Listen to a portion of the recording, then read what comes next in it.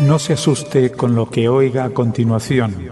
Es el eco del pasado cuando empezaron las emisiones de Radio Sefarad a finales de enero del 2004 y cuyos informativos semanales hemos reunido para revivir lo que entonces pasaba desde la perspectiva de nuestro tiempo.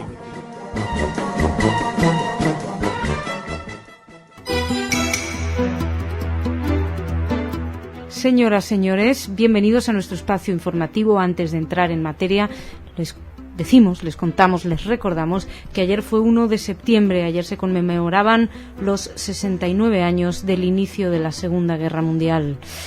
Nos parecía una fecha suficientemente importante para considerarla aquí en nuestro espacio informativo, y ahora les cuento de qué vamos a hablar. Hablaremos de Israel, pero hablaremos del Ramadán y de las implicaciones que tiene el Ramadán, que empezaba ayer también, con sus implicaciones, decía, con la crisis en Oriente Próximo. También vamos a hablar de cómo se educa en el odio a la yihad islámica, educa en el odio a sus chicos. También les hablaremos del Líbano y de la candidata a vicepresidente norteamericana, que viene con polémica incluida, con algunos sectores del judaísmo. Y también les hablamos hoy de un colaborador nazi que ha huido de su arresto. Empezamos esto en la primera parte. Luego ya saben que Ana nos trae noticias un poquito más de corte más cultural. Empezamos en todo caso dándole la bienvenida a Jordi. Jordi, siempre es un placer tenerte por aquí. Igualmente, Masha, que me acojas en tu espacio informativo. Aquí este espacio es nuestro y lamentablemente es el más árido, ¿no? del informativo, pero hay que hablar de esto y empezamos con gestos de buena voluntad. Comenzó el Ramadán y el Ministerio de Defensa israelí comunicó ayer que el ejército suavizará las medidas impuestas en Cisjordania durante todo septiembre con motivo de la celebración del mes sagrado para los musulmanes llamado Ramadán. La agencia EFE destacaba que uno de los cambios introducidos será permitir la visita de los musulmanes para las oraciones del viernes a la explanada de las mezquitas o Monte del Templo, situada en la ciudad vieja de Jerusalén, donde están la Cúpula de la Roca y la mezquita de Al-Aqsa, que es el segundo lugar más sagrado para los seguidores de la fe islámica, después de la Meca. El Ministerio de Defensa israelí anunció que permitirá la entrada a los hombres casados de entre 45 y 50 años y las mujeres casadas de entre 30 y 45 años que reciban permiso de la Administración Civil, además del libre acceso a hombres y mujeres mayores de 50 y 45 años, respectivamente. Además, se van a ampliar los periodos de apertura de los cientos de puestos de control militares que impiden el libre movimiento. Se va a permitir la entrada a las zonas calificadas como Área A, a aquellos árabes israelíes que quedaron en Israel tras la creación, ya saben, de la independencia del Estado de Israel en el 48. Israel permitirá la entrega de regalos, que es una tradición en esta época, y alrededor de 11.000 presos a los 11.000 presos palestinos que permanecen en cárceles israelíes. Así que, como ven, hay un intento de facilitar y de hacer que este Ramadán sea lo más grato posible para los palestinos.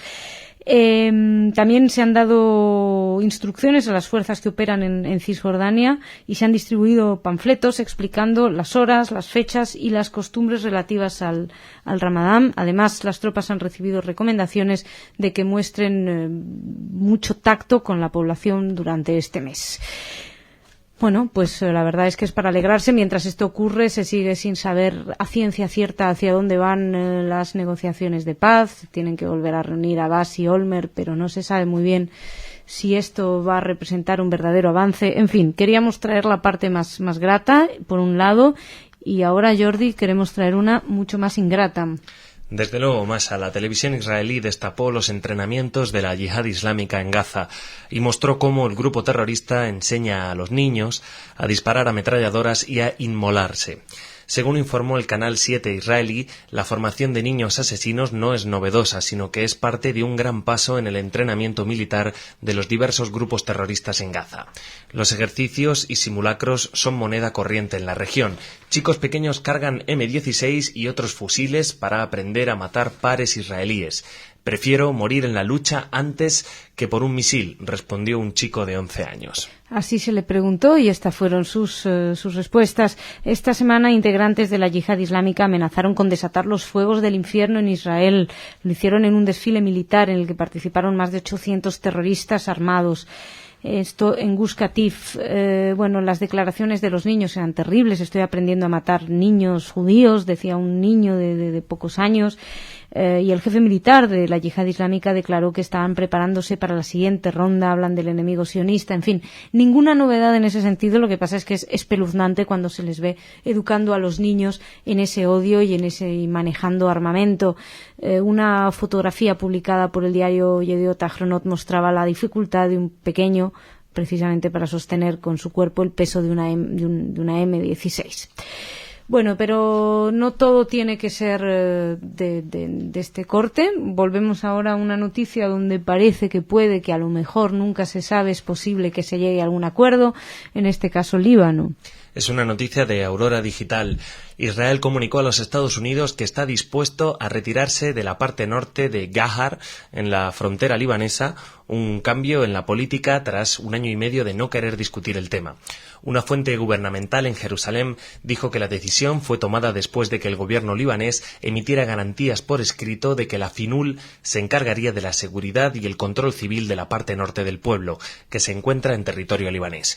Una fuente diplomática explicó al diario que los norteamericanos llevaban mucho tiempo solicitando a los israelíes que avanzaran en la cuestión del Líbano y después de recibir la carta se decidió mostrar una actitud más positiva. Bueno, pues como les decía, actitudes más positivas, retirada. Lo que pasa es que también es cierto que después de haber leído los últimos informes de Hezbollah, sobre Hezbollah diciendo que se han rearmado, pues da bastante miedo el dejar esa zona en manos de la FINUL. Hasta ahora el norte y el sur estaban divididos, pero al estar a la vez en la misma zona permitía a Hezbollah instalarse en una de las partes y poder utilizar eso como campamento de espionaje hacia Israel. Seguimos, Jordi. Vamos a hablar ahora de las elecciones norteamericanas. Parece ser que hay una polémica con la candidata a vicepresidente. Sí, vienen con polémica estas largas elecciones norteamericanas. Según la agencia judía de noticias, la candidata a vicepresidente de los Estados Unidos, elegida por el republicano John McCain, habría generado polémica entre los judíos estadounidenses.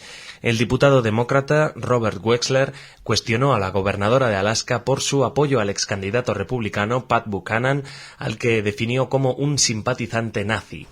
Los demócratas también cuestionaron la inexperiencia de Palin en asuntos de política exterior y su visión conservadora de la sexualidad.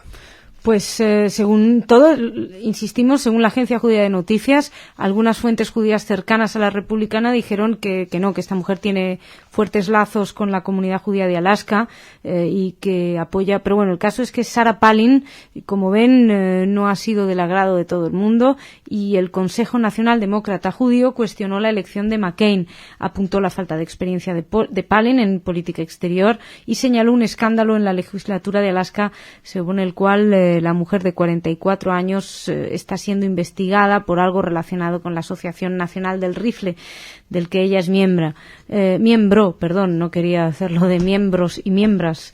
La cuestión es que Wexler sostenía que la elección de McCain es una ofensa directa a los judíos americanos, sobre todo por ese apoyo que le dio a Pat Buchanan, que tiene un récord de comentarios contra Israel y que al parecer es simpatizante nazi. Bueno, de hecho, cuando se presentaba en las primarias de su partido, fue conocido por haber tenido una actitud muy contraria a los inmigrantes, incluso a favor de Hitler. En el 77 escribió que el líder nazi fue un individuo de gran coraje. Si esto efectivamente es así, pues no es de extrañar que la comunidad judía pues esté bastante alertada con esta elección de vicecandidata. Habrá que investigar más, nosotros en Radio Sefarat lo haremos. Y vamos terminando esta primera parte del informativo con un nazi sin duda, ¿no? Sí, es otra noticia de Aurora Digital. Nos dice que un ciudadano lituano, culpable de colaborar con los nazis y perseguir a judíos durante la Segunda Guerra Mundial, está viviendo pacíficamente en una pequeña ciudad en Alemania. Como miembro de la Policía de Seguridad lituana, Algimantas Dailide detuvo judíos que estaban tratando de escapar del gueto de Vilna y los entregó a los alemanes. Él mintió acerca de sus actividades durante la guerra. En su solicitud de inmigración a los Estados Unidos, después del fin de la Segunda Guerra Mundial, fue despojado de su ciudadanía americana en el decenio de 1990 y deportado en 2003 tras una investigación y un procedimiento judicial que duró más de una década. Y este hombre huyó, se estableció en Sajonia y está viviendo ahí desde entonces. Está en el 9º lugar en la lista de los 10 más buscados por el Centro Simon Wiesenthal y fue condenado por crímenes de guerra en el 2005, pero seguía libre. Así que el mes pasado el alto tribunal se pronunció en Lituania para no encarcelarlo, porque hablaban de su frágil salud y debía estar muy frágil, pero se lo vio caminar por la ciudad la semana pasada y desempeñarse normalmente. Tiene 87 años, vive con su esposa en un apartamento y desde luego que, tal y como dijo Efraín Zurov, que es quien encabeza la oficina israelí del Centro Wiesenthal, la decisión del tribunal resulta escandalosa y da testimonio de la manera en que el gobierno lituano se niega a tratar con el pasado. Jordi, dejamos aquí esta primera parte, te agradezco muchísimo. Yo me voy ahora a hablar con Ana de cultura. Muy bien, pues mañana nos vemos. Mañana nos vemos con más noticias. Y ahora, esperando a Ana.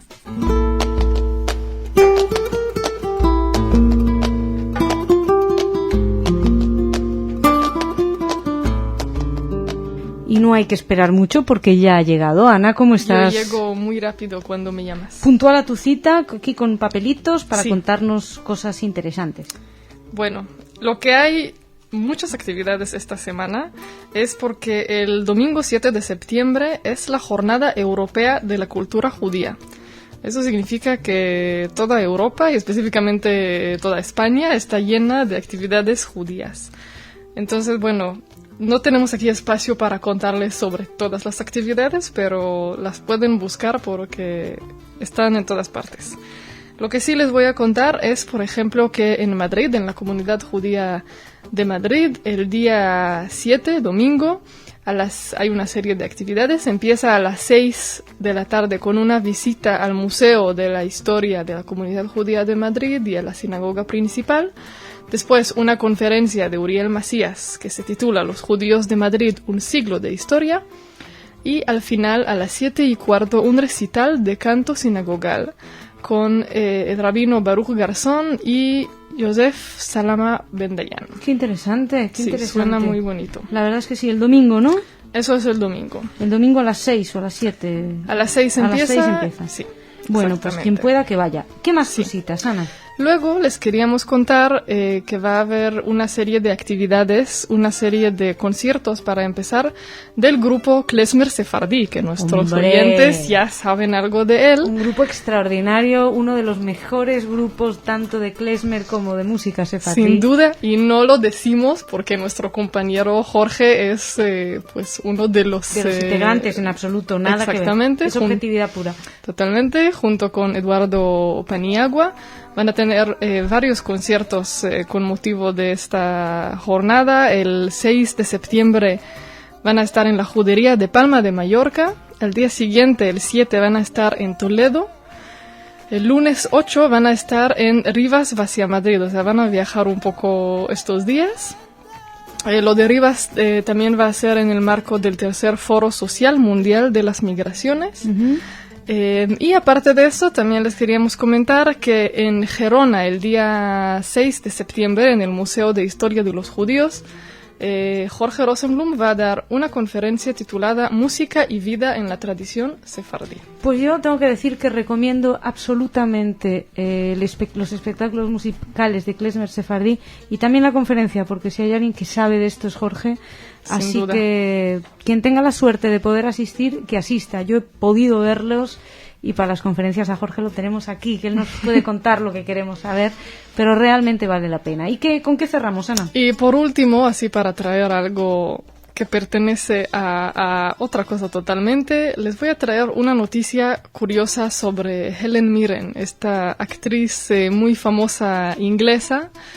Últimamente recibió un Oscar por interpretar a la reina Isabel en la película La Reina, que tuvo mucho éxito.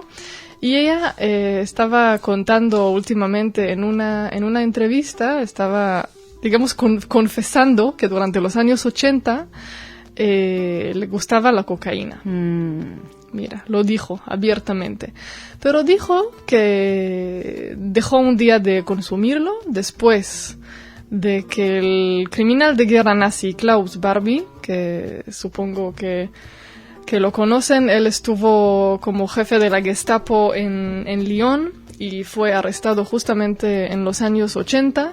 Y ahí contó que él se escondió en estos años, entre los 40 y los 80, se escondió en América del Sur y vivía de ingresos por negocio de la cocaína. Entonces decidió. Así que Helen Mirren dejó la cocaína para no darle dinero al carnicero de Lyon. Tal cual. Bueno, pues mira, es una buena motivación para dejar las drogas. Sí. Ana, muchas gracias. Te esperamos mañana con sí. más noticias. Señoras, señores, muchas gracias por su atención. Mañana más, con más noticias. Y mientras tanto, ya saben que en Radio Sefarad tenemos una propuesta muy amplia para todos ustedes.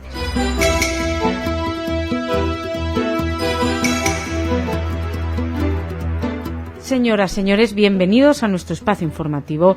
Hoy les vamos a hablar de la autoridad palestina que deberá indemnizar a las víctimas del terrorismo. Bueno, o por lo menos eso se pretende.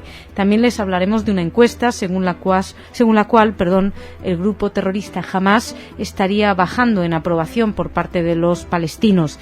También hablaremos de Iberia, de que va a agregar más vuelos hacia y desde Israel. También de el Mossad, que habría cancelado un plan para atrapar a Mengele hace muchos años.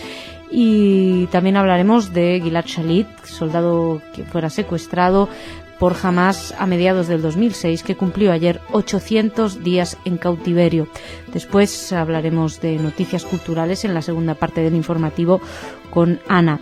Pero me parece que la primera noticia de la que vamos a hablar es la de precisamente esos 800 días de cautiverio. Y le damos la bienvenida a Jordi. Jordi, ¿cómo estás? Hola, Masa, aquí, muy bien. Bueno, creo que empezamos con esta noticia. Sí, es según Aurora Digital, y como dice la noticia, fuentes israelíes y palestinas parecen estar de acuerdo en una cosa: las negociaciones para la liberación de Gilad Shalit están atascadas. Fuentes de seguridad que participan en las negociaciones sobre el soldado secuestrado del ejército comentaron que ningún progreso significativo fue logrado en las últimas semanas de conversaciones. Según las mismas fuentes, la reunión ministerial para reevaluar los criterios para la liberación de prisioneros palestinos es un mensaje a Hamás de que el gobierno está dispuesto a mostrar un cierto grado de flexibilidad. Sin embargo, el grupo ha adoptado una postura más dura. Sí, y esas muestras de flexibilidad no crean que solamente Israel las está dando, también el Cairo, también Egipto. De hecho, han abierto con regularidad el paso fronterizo y la cantidad de tiempo que el cruce permanece abierto para reflejar que están dispuestos a eso, a dar muestras de flexibilidad hacia Hamás. Hamás está muy enfadado con Egipto, ya que la semana pasada Egipto acusó al grupo terrorista de ser ellos quienes están perjudicando la liberación de Gilad Shalit. Hay que recordar que Hamás, de alguna manera, teniendo a Gilad Shalit en su poder, tiene de ese modo una especie de escudo. Sabe que Israel no les va a atacar porque tienen esa carta para negociar.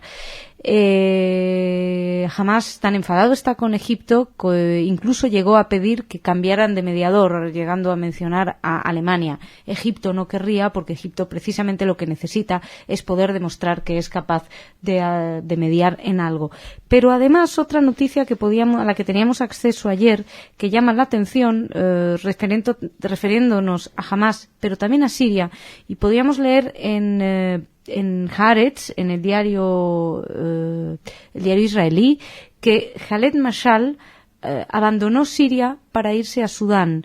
Al parecer, bueno, así lo decía un periódico kuwaití, Al-Rai, así lo comunicaba, que el líder político de Hamás, que es Khaled Mashal, que como saben ustedes estaba en Damasco desde hace varios años, bueno, pues a petición de Siria habría tenido que abandonar Damasco y se habría marchado a Sudán.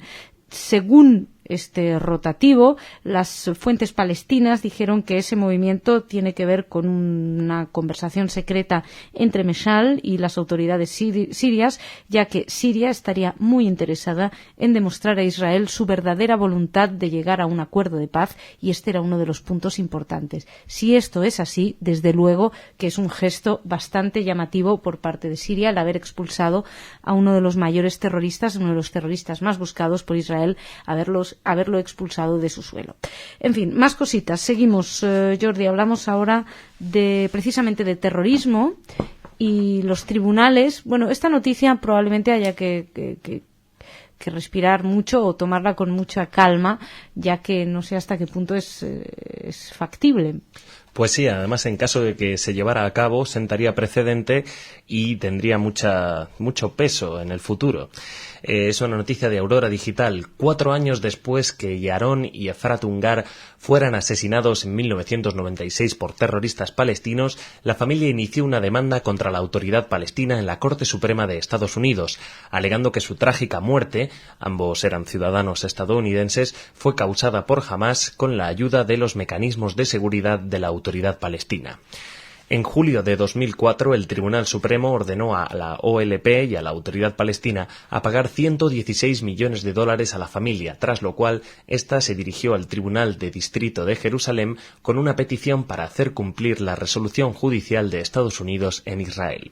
La Autoridad Palestina respondió con una contrapetición afirmando que su aplicación tendría repercusiones públicas, políticas, financieras y de seguridad tanto para los palestinos como para Israel. Claro, porque una de las cosas que la misma autoridad palestina plantea es que el pago de compensaciones a familias de víctimas del terrorismo pondría en quiebra al gobierno palestino, porque podría dar lugar a acciones similares contra esta organización. Entonces, evidentemente no van a pagar a una víctima del terrorismo, porque si hay algo que tienen, son víctimas de terrorismo a sus espaldas. Entonces, bueno, no están nada satisfechos. Sería, desde luego, por lo pronto sí que sienta precedente, como decía Jordi, pero es una noticia llamativa. Si se pudiera cumplir sería espléndido. Si realmente se pudiera dirimir todos los problemas en los tribunales, pues sería formidable. Incluso si dijeran, bueno, no vamos a cometer actos terroristas, no vaya a ser que luego tuviéramos que pagar por ellos, pues también sería maravilloso. Lamentablemente somos muy escépticos con este tipo de noticias, pero bueno, queríamos traerlas aquí. Somos escépticos con esta noticia que les acabamos de dar, y yo personalmente no les cuento con la que viene ahora, pero bueno, parece ser que jamás no tiene mucha aceptación entre los palestinos. Una encuesta, Masha, y vivimos en la época de las encuestas. En televisión podemos ver encuestas prácticamente para todo. En Radio Sefarad, tenemos una que no sirve para nada porque no la variamos lo suficiente, pero que nos vamos a ocupar de ella, lo prometemos. Bueno, esta encuesta de la que hablamos podría resultar muy importante para el futuro de Palestina.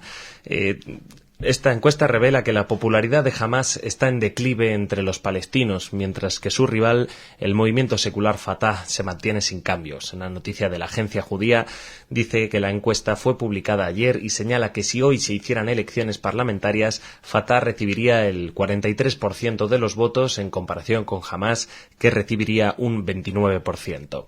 Por su parte, el presidente de la Autoridad Palestina y líder político de Fatah, Mahmoud Abbas, recibiría un apoyo del 53%, en comparación con el líder de Hamás, Ismail Haniyeh, quien recibiría un 39%.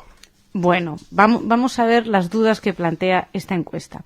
La encuesta fue conducida por el Centro Palestino de Política e Investigación en Ramallah, y explica que mientras se espera que el alto el fuego entre Hamás e Israel derive en una mejora de la posición de Hamás, el hecho de los cruces de frontera de Gaza con Egipto e Israel, que se mantengan cerrados la mayor parte del tiempo, y la situación en Gaza, el hecho de que no haya mejorado, pues que todo esto ha contribuido en la declinación del apoyo al movimiento islamista. Pero lo que no especifica la nota de la agencia judía de noticias es dónde se hizo la encuesta, porque claro, si la encuesta la han hecho en Gaza y en Cisjordania es una cosa, si la han hecho solo en Cisjordania es otra. Y no creo, tengo mis dudas de que habiendo hecho la encuesta en Gaza salieran estos resultados. Se realizó, eso sí, entre el 28 y el 30 de agosto, se hizo a 1.270 adultos palestinos. Es todo lo que sabemos. Pero ¿y si un día Hamás, y si la tregua entre Hamás e Israel surge efecto, subirían en ese momento la intención de voto a Hamás? Básicamente la gran duda que yo tengo es si se ha contado con la participación de gente de Gaza, que es donde ganó Hamás. Si es cierto, si esto es así, pues realmente sería una buena noticia, pero bueno, permítannos el hecho de que miremos estas encuestas con cierto, que las miremos un poquito de reojo. Más cosas. Ahora entramos Jordi, en una noticia delicada que hemos sabido en esta semana, que hace referencia a los nazis fugados, y en concreto a uno muy tristemente célebre, que es Mengele. El Mossad canceló a último momento su plan de atrapar al médico nazi Josef Mengele en 1960 en Argentina por temor a poner en riesgo la operación Eichmann. Efraim Zurov, director del Centro Wiesenthal en Jerusalén, confirmó la información a la agencia judía de noticias, aunque señaló que fue el gobierno de Israel el que canceló la operación y no el Centro Wiesenthal.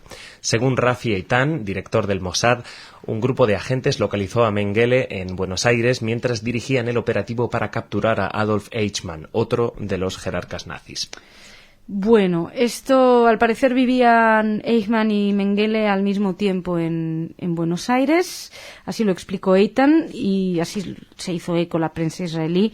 Y, por cierto, Eitan es hoy ministro de los jubilados en Israel, y en su momento pues era director del Mossad. Y, al parecer habían tomado la dirección de Mengele, habían tomado fotos que determinaban sin duda la identidad del nazi.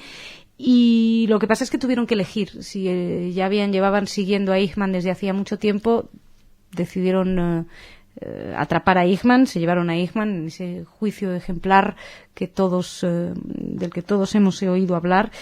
Y luego, cuando fueron a buscar al ángel de la muerte, que así era apodado Josef Mengele, pues Mengele ya se había escapado, así que no lo pudieron encontrar. Luego se encontró, ya cuando murió, se supo que fue a Brasil, y cuando murió, con unas pruebas de ADN que se hicieron en comparación con sus hijos, pues se pudo confirmar la identidad. Una lástima que no los hubieran podido capturar a los dos. Esta información se ha podido leer esta semana. Y si te parece, Jordi, vamos terminando con algo que no tiene nada que ver con nada de lo anterior. Podemos hablar de turismo y de buena salud. Una buena noticia para todos aquellos que suelen viajar a Israel desde España, desde aquí, desde Madrid, porque la aerolínea española Iberia va a incrementar en un 13% sus servicios y cantidad de pasajeros desde Lud, una pequeña localidad en las afueras de Tel Aviv, hasta Madrid. Además, incorporará un avión Airbus 340 para cubrir las nuevas frecuencias que llegarán ahora a 14 semanales entre la capital española e Israel. En los últimos 4 años, Iberia cuadriplicó la cantidad de vuelos en esta ruta. Así que eso podemos entender que en los últimos 4 años se ha cuadruplicado la voluntad y el interés de los españoles de ir a Israel y viceversa de los israelíes de venir a España, con lo cual queremos creer que los españoles quieren a los israelíes y los israelíes quieren a los españoles. Esta es nuestra lectura, porque nos da la gana leer así esta noticia.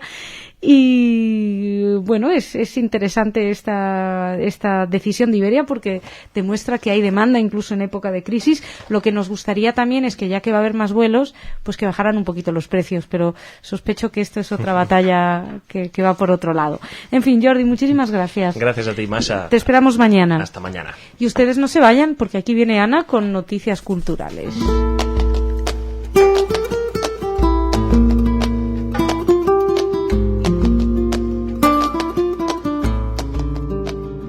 Ana, bienvenida a tu espacio noticioso, iba a decir, de noticias. Bueno, vienes aquí con papeles de colorines. Sí. Cuéntame, todos ahí subrayados. Bueno, cuéntame qué es. Claro, todo muy organizado. ¿Qué subrayas para hoy? Lo primero que subrayé para hoy es que en el marco de la Jornada Europea de Cultura Judía, de la cual ya escucharon hablar varias veces, en Madrid, Casa Sefarad Israel organiza un concierto. Es el segundo año que Casa Sefarad y el Ayuntamiento de Madrid se unen para celebrar de alguna forma esta fecha. Entonces, el 7 de septiembre, que es este domingo, a las 12 del mediodía, en el Museo de los Orígenes, en el centro de Madrid, en la Plaza San Andrés, más específicamente. Habrá un concierto de Daniel Gortler, que es un pianista israelí, solista en la Berlin Radio Symphony Orchestra, y Elia Sakakushev, que es cello solista de la Orquesta Sinfónica del Estado de Sao Paulo. Y van a tocar varias piezas de Ernest Bloch, de Anton Rubinstein, y así debe ser un programa muy bonito. Entonces, bueno, eso es uno. Ese es uno. ¿Qué más? También les quería contar que hoy en Palma empieza un ciclo que se llama La mujer judía y el cine. Será todos los siguientes 4 miércoles de septiembre a las 8:30 de la tarde en el Teatro Municipal de Palma. La primera película va a ser Sunshine de Istvan Szabo. La segunda va a ser En un lugar de África de Caroline Link. Después Kadosh de Amos Gitay. Y terminamos con Sophie, retrato de una mujer de Liv Ullmann. Tú has dicho el de Amos Gitay así con especial interés, porque claro, como lo entrevistaste, ellos llevasteis bien. Pues, claro, todavía no tengo la suerte de entrevistar a Liv Ullmann. A Liv Ullmann o a Istvan Szabo. Recomiendo esa entrevista, por cierto, que hiciste. Creo que fue la primera entrevista del celuloide elegido, el primer ¿no? programa, sí. Muy bueno, con Amos Gitay. Sí, perdón. ¿Y qué más hay?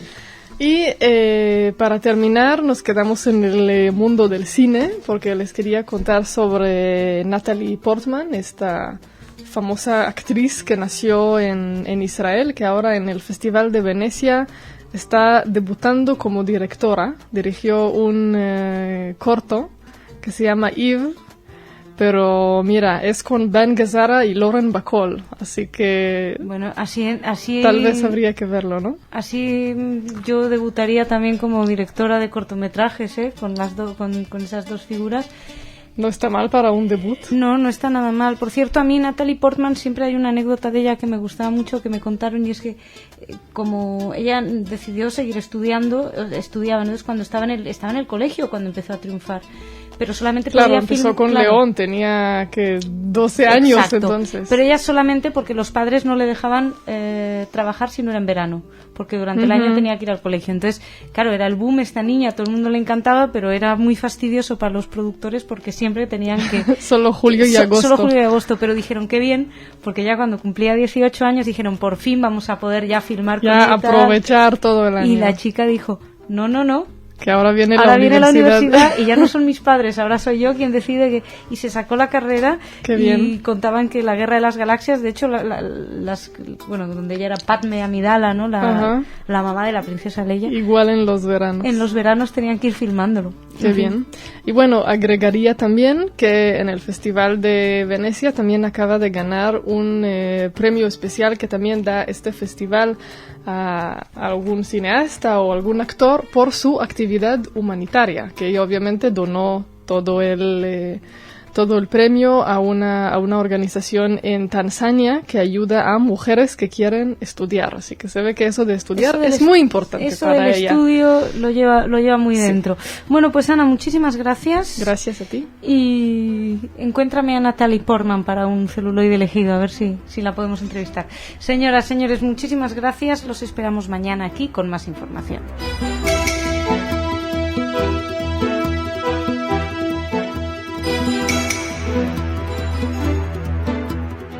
Señoras, señores, bienvenidos a nuestro espacio informativo. ¿Dónde está Khaled Meshal? Es una de las preguntas a las que queremos intentar responder hoy, o si no respondemos porque no respondemos, seguir planteando más incógnitas. Hablaremos de eso, hablaremos de Pakistán, que ha anunciado el establecimiento de lazos diplomáticos con Israel, una noticia bastante sorprendente. Además, les diremos que Grecia deberá educar a sus alumnos en la temática de la Shoah. Por lo menos así lo piden algunas asociaciones.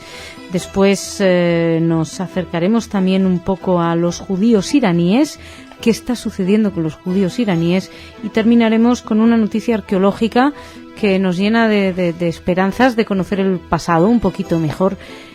Después, en la segunda parte del informativo, Ana vendrá con sus noticias radiantes culturales y nos hará un poquito más cultos a todos nosotros.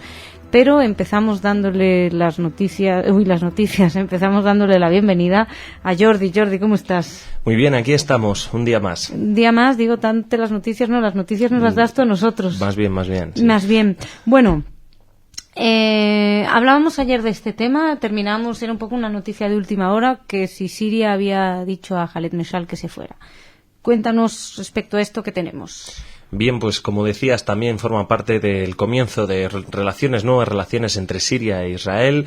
Es un paso adelante, según parece, e informaba de ello el diario kuwaití Al-Rai, que decía que el martes el líder político de Hamás dejó Damasco para vivir en Sudán a pedido de Siria. Este país busca avanzar en las conversaciones indirectas de paz con Israel. El artículo mencionó a fuentes palestinas que explicaron que la medida era parte de un trato secreto entre Meshaal, que se mudó a Damasco después de su expulsión de Jordania hace unos 10 años, y las autoridades sirias. Según fuentes israelíes, la disposición muestra un serio deseo por parte de Siria de avanzar en las negociaciones.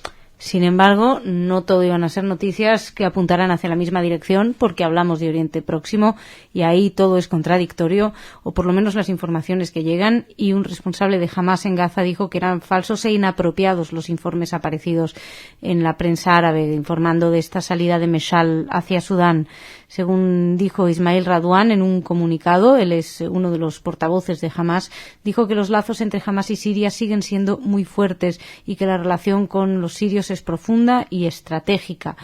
Israel y Siria anunciaron en mayo, si recuerdan, que estaban llevando adelante conversaciones indirectas de paz bajo el auspicio turco, y una de las demandas centrales de Israel era precisamente esa, que Meshaal tuviera que salir de Damasco, que no le dieran más asilo a este terrorista. Bueno, veremos, con el tiempo sabremos si es cierta o no es cierta la noticia. El desmentido no parece haber eclipsado los buenos augurios respecto a las relaciones entre Israel y Siria, que de todos modos incluso los más optimistas dicen que hay que esperar a que pasen las elecciones norteamericanas, ya que Siria y el ejecutivo Bush no están en buenas relaciones. Bueno, tampoco lo están con Israel, pero al parecer, pues eso, va a haber que tener algo de paciencia. Sin embargo, podemos decir que algo se mueve. Y seguimos. Destacábamos estos cambios de relación con Siria, lo destacabas, Jordi, tú al principio de la noticia. Y para cambio de relaciones, Pakistán. Sí, Pakistán, sorprendentemente también. Esta es una noticia de Radio High que dice que el ministro pakistaní de Asuntos Exteriores, Khurshid Mahmood Kasuri, anunció el martes que su país establecerá relaciones diplomáticas plenas con Israel. Kasuri se reunió en Estambul con su colega israelí Silvan Shalom en presencia de la diplomacia turca, que ejerció de anfitrión. Kasuri además subrayó que Pakistán atribuye una gran importancia a la desconexión de Gaza y vinculó el establecimiento de lazos diplomáticos con la defensa del Estado palestino. Lo primero que piensa uno es que los turcos están en todas las conversaciones estas de paz, por un lado con Siria y ahora con Pakistán. La verdad es que llama la atención. Si esto es así, llama mucho la atención. Digo si esto es así porque en prensa hispana solo pudimos encontrar la de Radio High, la noticia de Radio High. En otros diarios, en hebreo sí ha salido publicado, pero nos quedaba constancia en español.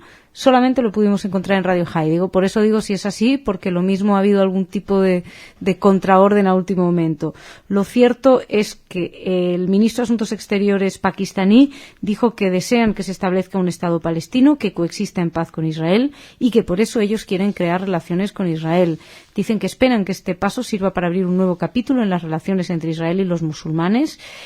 Y se reunieron, antes de ayer por primera vez en la antigua capital otomana, invitados por el primer ministro turco, por Erdogan, y antes de ayer por la mañana coincidieron y afirmaron que el encuentro histórico puede abrir una nueva puerta para el camino de paz. Pues ojalá así sea. hay que decir que el presidente pakistaní, Parvez Musharraf, o sea, el ex presidente pakistaní, había ya informado a otros mandatarios de la histórica decisión antes de que se tuviera que marchar, evidentemente, con lo cual se ve que es algo que también venía desde hace tiempo. La fuente a la que hace referencia Radio High es el Diario Exterior. Radio High ha sacado del Diario Exterior esta noticia y, bueno, pues veremos qué pasa. Y seguimos nosotros. Jordi, hemos hablado mucho de Irán. Hablamos de Irán, seguimos pendientes y preocupados de Irán, y parece ser que hay una noticia curiosa acerca de las condiciones que tienen los judíos iraníes para salir de Irán. Esta es una noticia que hemos recogido de Libertad Digital y dice: desde hace varias semanas algo menos de una cincuentena de judíos iraníes se encuentran en Viena esperando el permiso y las visas para emigrar a los Estados Unidos. Los mismos proceden de Teherán, hecho por el cual el proceso administrativo se está alargando en exceso, lo que llevó a los responsables de la comunidad judía local y a los de la Agencia Judía para Israel a plantearles la posibilidad de ir a vivir a Israel en vez de a Estados Unidos. Pero la respuesta de los emigrantes iraníes fue la de rechazar esta posibilidad, ya que dijeron antes de abandonar Irán, prometieron a las autoridades del régimen islámico que no se radicalizarían emigrando a Israel. Pues estas son las promesas que le han hecho a Irán y además que parece que quieren cumplir. La noticia, como decía Jordi, la hemos recogido en Libertad Digital, que a su vez se hacía eco de una información del diario Yediot Ahronot, y varios judíos iraníes habrían hecho estas declaraciones. La verdad es que llama la atención. La organización responsable de llevar a los judíos de Teherán a Viena fue la Sociedad Hebrea de Ayuda al Inmigrante. Y bueno, es una agencia muy importante estadounidense de migración internacional y de reasentamiento de refugiados. Esta agencia protege a los judíos perseguidos y oprimidos alrededor del mundo y ayuda a llegar a destino a quienes desean emigrar a países seguros. Según las estimaciones cercanas a la comunidad judía austríaca, los judíos retenidos en Viena recibirán sus visas en los próximos días, o sea que tal vez incluso cuando ustedes están escuchando estas noticias, ellos ya han recibido sus visados y pueden empezar su nueva vida en Los Ángeles. Recordamos, tal y como lo hace el diario Libertad Digital, que la comunidad judía iraní es una de las más antiguas del mundo y la segunda en la región del Cercano y del Medio Oriente después de Israel. Tiene unos 20.000 miembros. Por lo menos esos miembros tenían el último censo que se hizo, porque no sabemos cuántos se habrán marchado, dadas las condiciones difíciles en estos momentos, las tensas relaciones, animadversión entre el presidente Ahmadinejad e Israel. Bueno, cambiamos de escenario y hablamos, Jordi, si te parece, de una noticia que nos indignó, que parece que, bueno, no el gobierno, pero alguna institución ha puesto el grito en el cielo. Sí, ha sido el Centro Simón Wiesenthal que ha estado alerta y ha instado al gobierno griego a responder enérgicamente a la reciente profanación del Memorial del Holocausto de Rodas por parte de un grupo de adolescentes y que se grabaron ellos mismos en un vídeo para luego colgarlo en YouTube y bueno, lo hacían orinando en este centro. En este lugar. El centro exigió una campaña educativa para la juventud griega, sanciones y una disculpa por este ataque. El doctor Shimon Samuels, director del Centro de Relaciones Internacionales, escribió una carta dirigida al ministro de Justicia griego, Sotirios Hatzidakis, en la que decía, las obligaciones griegas con la Unión Europea exigen que su gobierno detenga sin demora a los autores de esta obscenidad, se disculpe por la ofensa al pueblo judío, refuerce las medidas de seguridad para defender las instituciones comunitarias y se embarque enérgicamente en una campaña de educación sobre el Holocausto para la juventud griega. Y además añade que una respuesta insuficiente a esa atrocidad será interpretada como un respaldo para el antisemitismo. Y estamos absolutamente de acuerdo con esta carta de Shimon Samuels, que es el director del Centro de Relaciones Internacionales, porque la verdad es que fue un vídeo especialmente hiriente, que nos chocó muchísimo. Y imagínense a la pequeñísima comunidad judía de Rodas. Era un vídeo donde, bueno, pues orinaban en el monumento monumento a las 1.604 víctimas judías de Rodas, y que además, con una música de fondo glorificando a Hitler, con unas declaraciones a todas luces repugnantes, entre otras cosas, diciendo que quieren que los judíos se vayan de ahí. Ya les digo, 40 judíos son los que viven allí. Y el director de la escuela, de donde son miembros estos chicos, pues insistió en que los alumnos nunca podrían haber llevado a cabo semejante ataque, aunque prometió que si los autores eran de su escuela serían enjuiciados. Lo único cierto hasta ahora es que no hay nadie sospechoso de esto, y tampoco debe ser tan difícil encontrar en Rodas quién puede haber hecho esto. Y el monumento, que fue inaugurado en el 2002, ya ha sido objeto de varios actos de vandalismo anteriormente, pero hasta ahora ningún acto ha obtenido ninguna respuesta oficial por parte del gobierno. Se ve que, como dice Shimon Samuels, no responden una vez, y esto les legitimiza. Es un discurso que permite a estos vándalos seguir profanando este lugar, seguir insultando y burlándose de unos 67.000 griegos judíos que murieron en la Shoah. Así que vamos a seguir, pero ojalá alguien realmente haga algo, porque, como decíamos cuando vimos esta noticia, hay veces que uno no sabe hasta qué punto hay un especial ensañamiento contra el judaísmo o es simplemente vandalismo de imbécil, de hasta qué punto es solo imbecilidad, pero en este caso es una imbecilidad cargada de una maldad especial. Todos son reprochables, evidentemente, pero algunos escuecen un poquito más que otros.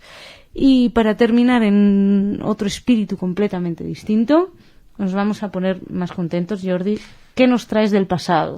Sí, una noticia mucho más amable que la anterior, sin duda. Israel, ya lo sabes, Masha, es una fuente inagotable de encuentros arqueológicos, y en este caso nos hacemos eco de una noticia de un nuevo hallazgo. Arqueólogos israelíes han descubierto en el monte Sión restos de la parte sur de la muralla que cercaba Jerusalén en el siglo I antes de la era común. Tras año y medio de excavaciones, la Autoridad de Antigüedades de Israel presentó ayer en una conferencia de prensa los resultados de un proyecto que ha puesto al descubierto partes de la muralla que rodeaba la ciudad durante la época del Segundo Templo, esto es, entre el 518 antes de la era común y el 70 después de la era común. Según explicó la agencia EFE, el director de la excavación, Yehiel Zellinger, este descubrimiento permite hacernos una idea más clara de lo que era Jerusalén en aquella época, que fue la de su mayor esplendor. Y dijo que se sabía que existían restos de la muralla y por dónde pasaban, pero nunca lo habían visto. Y ahora pues eso lo puede ver todo el mundo, porque está a la vista de todos. Tiene una altura de más de 3 metros este muro. Sobre esa muralla de la época del Segundo Templo ha aparecido otro muro del periodo bizantino, que esto es posterior, estos son del 300 al 600, en esta era común. Y según explicaba Zellinger, el hecho de que haya dos murallas de distintas épocas, una sobre la otra, hace pensar que siguen una línea topográfica para proteger el centro de la ciudad, y este dato ofrece esperanzas de que se encuentre también restos de la muralla de la época del primer templo, del templo de Salomón. Y la verdad es que esto sería una noticia absolutamente revolucionaria.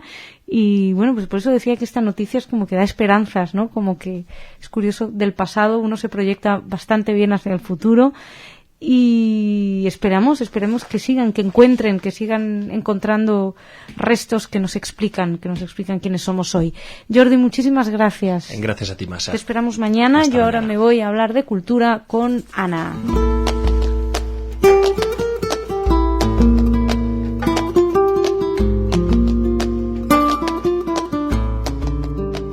Y Ana ya está aquí. Ana, ¿cómo estás? Bien, Masha, ¿qué tal? Bien, bienvenida. Cuéntame Gracias. por qué noticia empezamos. Empezamos con un ciclo que organiza Casa Sefarad Israel, que empieza el próximo jueves 11 de septiembre en el Ateneo de Madrid, que se titula Anusim, los judíos olvidados. Anusim, se refiere a los judíos que se convirtieron al cristianismo después del edicto de la expulsión. Entonces va a haber una serie de 4 conferencias en el Ateneo de Madrid. La primera, el 11 de septiembre, se titula ¿Quedan judíos en España después del edicto de expulsión? Y los que van a responder a esta pregunta son los profesores de historia José Manuel Laureiro y Anún Barriuso. Grandes amigos de Radio Sefarad, y a quien tuvimos la oportunidad de escuchar hace poco en una entrevista que tú les hiciste hablando de este curso. Exactamente. Y que recomiendo mucho. Además ha gustado muchísimo, hemos tenido un muy buen feedback de esa entrevista.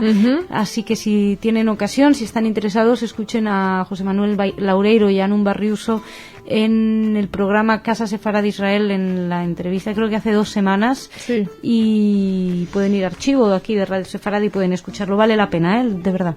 Muy bien, y de una vez les cuento que la siguiente, del 18 de septiembre, la va a dar Paloma Díaz Mas, que es escritora, profesora de investigación del CSIC, y su conferencia se va a titular El criptojudaísmo en su contexto histórico. Y bueno, ya más adelante les diremos cuáles van a ser las siguientes conferencias. Bien, ¿qué más cositas? También les quería contar que apareció en español un nuevo libro traducido del inglés. Se titula El sonido es vida y lo escribió, no vas a adivinar quién, Daniel Barenboim. ¿Que ha escrito ahora un libro? Sí, escribió un libro donde quiere explicar cómo la música es un lenguaje universal, cómo humaniza, cómo acerca a las personas unas a otras. Bueno, una cosa muy... Bueno, está muy bien. Lo que pasa es que ha habido grandes asesinos melómanos. Sí. Que eso es una de las cosas que no termino yo de entender muy bien, pero bueno, da igual. Pero bueno, digamos que es un bonito intento. Sí. ¿Cómo se llama el título? La música... El sonido es vida. El sonido es vida. Bueno, sí. Pues está muy bien. ¿Y qué más? ¿Con qué terminamos? Y por último, se acaban de restaurar las imágenes que Ana Frank tenía así pegadas en la pared de su habitación en la casa donde se escondía su familia durante la Segunda Guerra Mundial. Encontraron como 60 imágenes ahí y estaban haciendo todo un estudio para ver qué es lo que le gustaba, cómo fue así el desarrollo durante su estancia ahí, que por ejemplo al principio tenía muchos fotografías de estrellas de cine que cortó de algunas revistas, pero ya hacia el final empezó a desarrollar otro interés más por la historia del arte. Entonces, bueno, esta es la última restauración que se les ha hecho. En fin, Ana, muchísimas gracias. Gracias a ti. Nos encontramos mañana con más noticias. Sí. Y ustedes también, señoras y señores, no nos fallen mañana, que traeremos más información. Gracias.